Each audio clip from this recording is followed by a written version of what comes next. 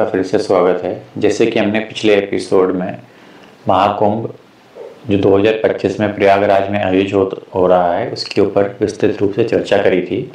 आज के इस एपिसोड में जो आपने सुना होगा कि विभिन्न प्रकार के अखाड़े इसमें सम्मिलित होते हैं, तो इन अखाड़ों का इतिहास क्या है, ये कितने प्रकार के हैं।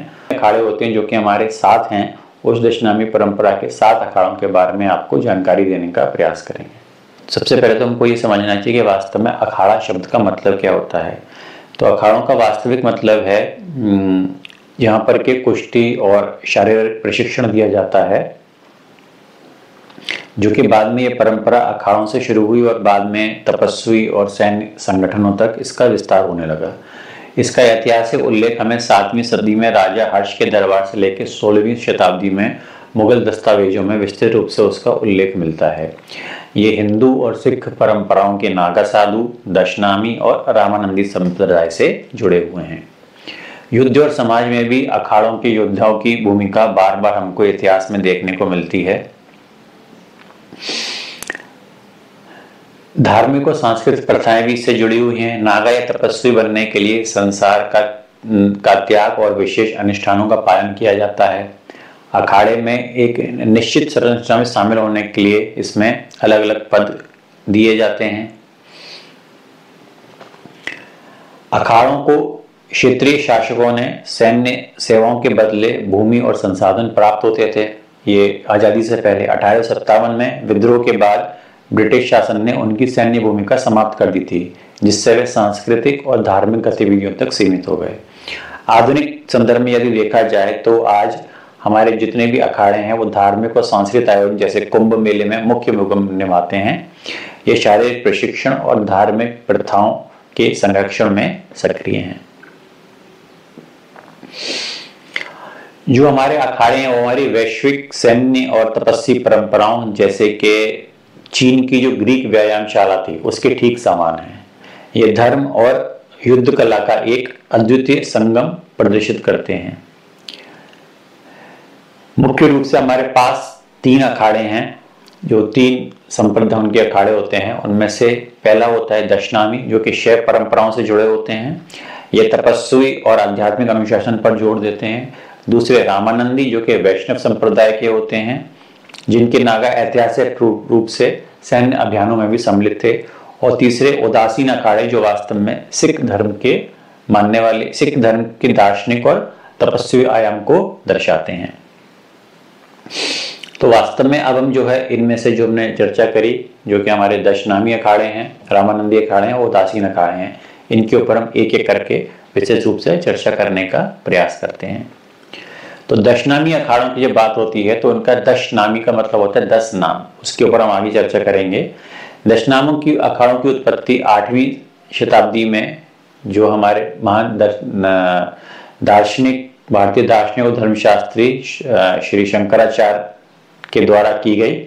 उन्होंने विभिन्न सन्यासी परंपराओं को संगठित करके हिंदू धर्म की रक्षा के लिए अखाड़ों की नींव रखी।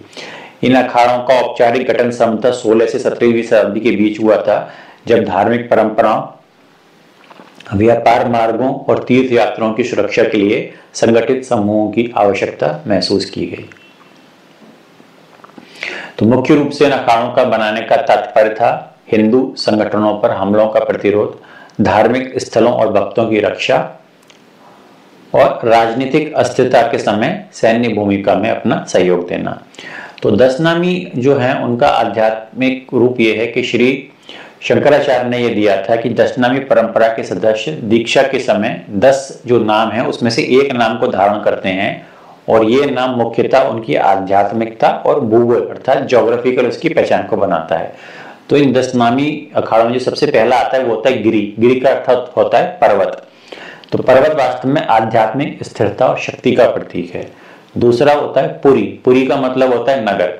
ये अध्ययन और तीर्थ स्थानों का प्रतिनिधित्व करता है। तीसरा होता है भारती। भारती का अर्थ होता है विद्या अर्थात ज्ञान और विद्वता का प्रतीक। चौथा होता है वन। यह वन क्षेत्र, ये एकांत और तपस्या को दर्शाता है। 5वां होता है पर्वत। ये होता है उच्च आध्यात्मिक लक्ष्यों का प्रतीक। 6ठा होता है अरण्य। अरण्य का मतलब होता है जंगल, जो कि त्याग और साधना का द्योतक है। 7वां होता है सागर अर्थात समुद्र। जो कि ज्ञान की गहराई और व्यापकता का प्रतीक है।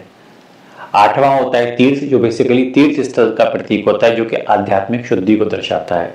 9वां होता है आश्रम, जो कि संन्यास जीवन और अनुशासन का प्रतीक है। और 10वां जो नाम दिया था श्री शंकराचार्य ने, वो होता है सरस्वती, जो कि शिक्षा और प्रबोधन का प्रतीक है। तो ये नाम जो हमारे दशनामी अखाड़ों में 7 अखाड़ों के जो नाम सदस्य, इनमें इन्हीं के अनुसार दिए जाते हैं। और तो ये नाम सदस्यों को 7 मुख्य अखाड़ों में शामिल करने में सहयोग करते हैं और उनके आध्यात्मिक मार्ग को सामाजिक उद्देश्यों से जोड़े रखते हैं। तो अब हम जो है प्रमुख जो हमारे 7 दशनामी अखाड़े हैं, उनके ऊपर हम एक एक करके चर्चा करेंगे। प्रत्येक अखाड़े की अपनी कुछ विशेषताएं होती हैं, प्रथाएं होती हैं, और हर एक अखाड़े का एक आराध्य देव होता है। जिसमें सर्वप्रथम आता है जूना अखाड़ा। दशनामी परंपरा का सबसे प्राचीन और सबसे बड़ा अखाड़ा है जूना अखाड़ा।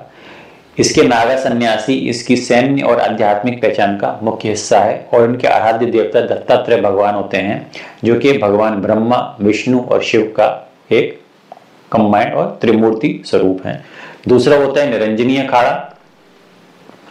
निरंजनी अखाड़ा मुख्य रूप से आध्यात्मिक और तपस्वी प्रथाओं पर केंद्रित मंदिरों और आश्रमों के प्रबंधन पर विशेष ध्यान देता है। इनके आराध्य देव भगवान कार्तिकेय होते हैं, जो कि भगवान शिव के पुत्र हैं और देवताओं के सेनापति हैं। तीसरा होता है महानिर्वाणी अखाड़ा। इसका मुख्य उद्देश्य वेदांत दर्शन और आध्यात्म मुक्ति के लिए यह प्रसिद्ध है। इनके आराध्य देवता होते हैं कपिल मुनि, जो कि आध्यात्म मुक्ति से जुड़े हुए हैं। चौथा होता है आनंद अखाड़ा, जो कि आध्यात्मिक आनंद और सूर्य उपासना का उत्सव है, और इनके आराध्य देवता होते हैं सूर्य। 5वां होता है आह्वान अखाड़ा, जो कि ऐतिहासिक रूप से सैन्य स्वरूप का अखाड़ा है और नागा सन्यासियों के प्रशिक्षण पर विशेष रूप से ध्यान देता है। इनके आराध्य देवता श्री गणेश होते हैं, जो ज्ञान और सफलता के प्रतीक हैं। 6ठा होता है अटल अखाड़ा, जो छोटा आकार का है और कठोर परंपराओं के लिए प्रसिद्ध है। इनके आराध्य देवता आदि गणेश होते हैं।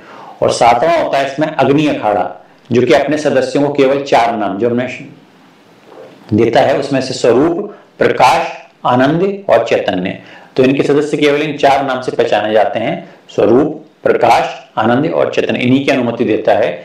इनकी आराध्य देवता गायत्री माँ होती हैं, जो कि आध्यात्मिक प्रतिबोधन का प्रतीक हैं।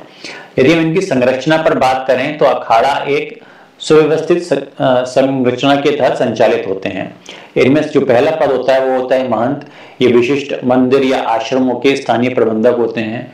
दूसरा इनका पद होता है श्री महंत का, जो कि व्यापक क्षेत्रों के प्रबंधक होते हैं। और तीसरा पद होता है महामंडलेश्वर का, जो कि वरिष्ठतम नेता होते हैं, जिनके पास धार्मिक और प्रशासनिक अधिकार होते हैं।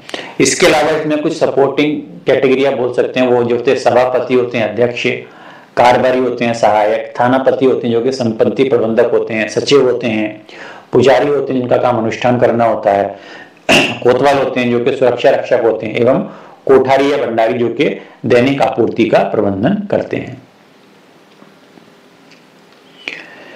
इनकी प्रशासनिक गतिविधियां मुख्य रूप से कुंभ मेलों में अखाड़ों के लिए निर्णय लेना, दीक्षा और शक्ति एवं भक्ति के सार्वजनिक प्रदर्शन का केंद्र होते हैं। वरिष्ठ सदस्यों की एक परिषद अखाड़े की नीतियों, अनुष्ठानों और प्रशिक्षण कार्यक्रमों का संचालन करती है। इनकी जो सन्यासी दीक्षा होती है उसमें 2 स्तरों से गुजरना पड़ता है, जिसमें पहला होता है पंच गुरु संस्कार। शिष्य 5 गुरुओं को स्वीकार करता है, जो कि शिव, विष्णु, गणेश, शक्ति और उनके व्यक्तिगत आध्यात्मिक शिक्षा का प्रतिनिधित्व करते हैं। दूसरा होता है विरजा होम, जिसमें शिष्य अपने ही प्रतीकात्मक अंतिम संस्कार के प्रक्रिया करता है, जो कि संसारिक बंधनों को मुक्ति का संकेत होती है। नागा योद्धा सन्यासी जो होते हैं वो कठोर प्रशिक्षण प्राप्त करते हैं, जिनमें अलग अलग प्रकार के हथियारों का उपयोग सिखाया जाता है। वे ब्रह्मचर्य और तपस्या का पालन करते हैं, अखाड़ों की संपत्ति और प्रतिष्ठा की रक्षा करते हैं एवं आवश्यक पड़ने पर अंतर धार्मिक संघर्षों में भी भाग लेते हैं। इसकी सांस्कृतिक भूमिका यदि हम देखें तो प्रत्येक अखाड़ा अपने विशिष्ट देवताओं की पूजा के लिए करता है और उनके झंडों और प्रतीकों, जो कि विशेष रूप से भाला बोलते हैं, वो उसमें परिलक्षित होता है। अखाड़े कुंभ मेला में विशेष रूप से मुख्य भूमिका निभाते हैं, जहां वे जुलूस और शाही स्नान जैसे अनुष्ठानों में भाग लेते हैं और यही मुख्य आकर्षण होता है, जबकि लोग अलग अलग शाही स्नानों के अवसर पर अलग अलग अखाड़ों की शाही पेशवाई को देखने के लिए अलग अलग स्थानों पर जहां कुंभ लगता है वहां पर जाते हैं। दशनामी अखाड़े की यदि हम ऐतिहासिक उसकी भागीदारी देखें तो दशनामी अखाड़े क्षेत्रीय शक्ति संघर्ष में सक्रिय रूप से भाग लेते थे। अक्सर मुगलों और मराठों और राजपूतों की तरफ से भी उन्होंने युद्ध किया। वे अपने गोरिल्ला युद्ध कौशल और अलौकिक योगी क्षमताओं के लिए प्रसिद्ध थे, जिससे कि उनके विरोधियों के मन में भय उत्पन्न होता था।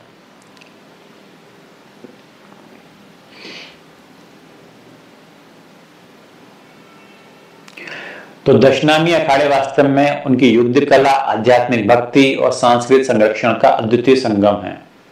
इनकी स्थायी प्रभावशीलता यह दर्शाती है कि हमारी हिंदू परंपराएं सामाजिक राजनीतिक परिवर्तन के साथ सामंजस्य बिठाकर अपने आध्यात्मिक अनुशासन और सामुदायिक पहचान को बनाए रखे हुए हैं। ये विस्तृत विवेचना दर्शाती है कि दशनामी अखाड़े न केवल धार्मिक संस्थान है, बल्कि भारतीय संस्कृति और इतिहास में भी एक अभिन्न अंग देते हैं। दशनामी अखाड़े की यदि हम ऐतिहासिक उसकी भागीदारी देखें तो दशनामी अखाड़े क्षेत्रीय शक्ति संघर्ष में सक्रिय रूप से भाग लेते थे। अक्सर मुगलों और मराठों और राजपूतों की तरफ से भी उन्होंने युद्ध किया। वे अपने गोरिल्ला युद्ध कौशल और अलौकिक योगी क्षमताओं के लिए प्रसिद्ध थे, जिससे कि उनके विरोधियों के मन में भय उत्पन्न होता था।